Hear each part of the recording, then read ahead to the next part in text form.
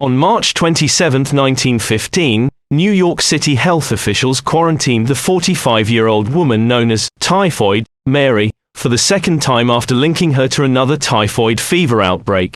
Her real name was Mary Mallon. She was born on September 23, 1869, in Cookstown, a small village in the north of Ireland. Mallon's hometown in County Tyrone was among one of Ireland's poorest areas. Only 3 confirmed deaths were linked to Typhoid Mary. Mallon was presumed to have infected 51 people, and 3 of those illnesses resulted in death. Since she changes names, it's possible there are more victims. However, Typhoid Mary was not the worst lethal carrier of the typhoid germ in New York City's history. In 1922, New Yorker Tony Labella reportedly caused 2 outbreaks that combined for more than 100 cases and 5 deaths.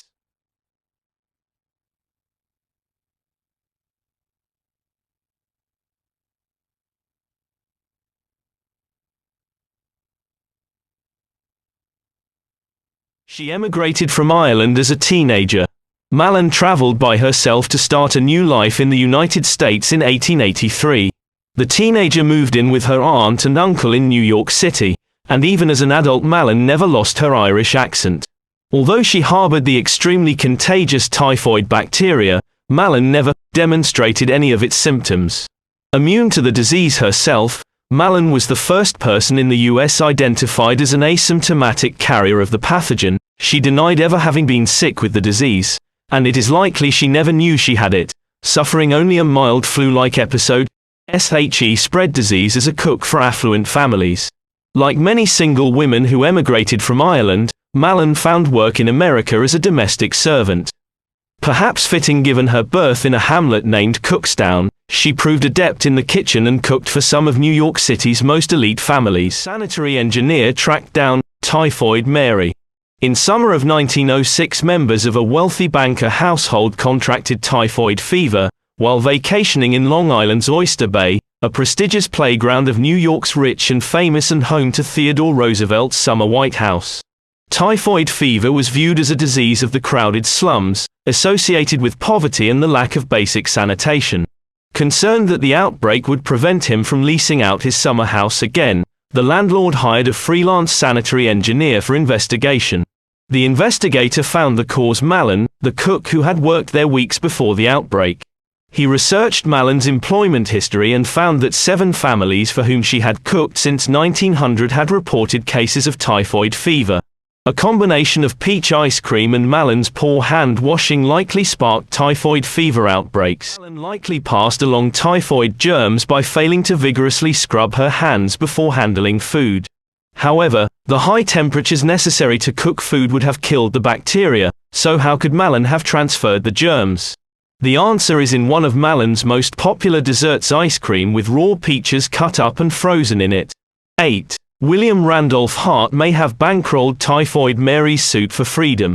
In 1907, the New York City Health Department took Mallon into custody and placed her into forced confinement. "I never had typhoid in my life and have always been healthy," Mallon wrote.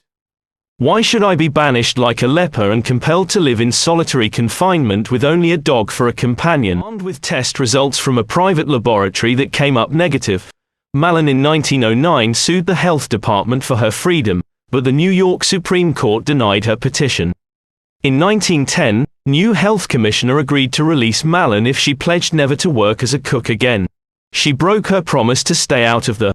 In 1915, another outbreak struck at Manhattan's Sloan Maternity Hospital. The epidemic was traced to the hospital's cook, whom the staff had nicknamed Typhoid Mary. Little did they know that it actually was Mallon, who had taken the assumed name of Mary Brown. The health department had lost track of Mallon after her release, during which time she cooked in hotels, restaurants and institutions. After her capture, Mallon was once again confined to North Brother Island. Typhoid Mary spent 26 years in forced isolation.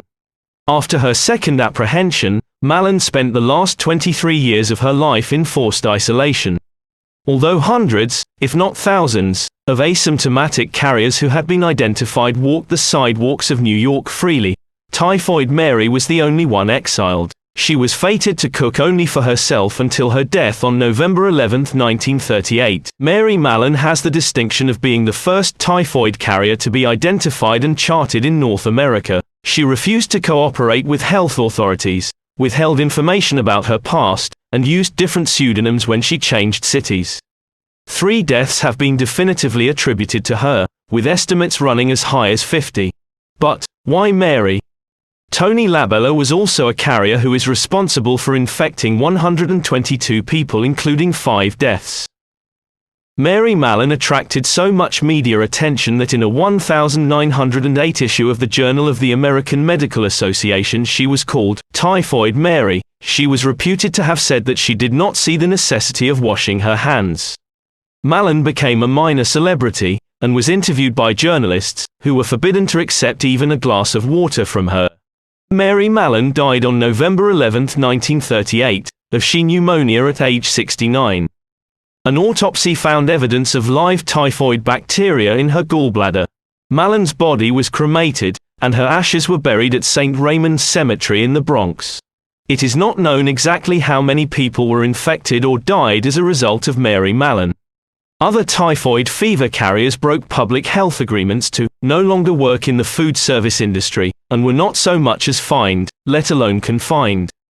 Much speculation remains regarding the treatment that Mary received.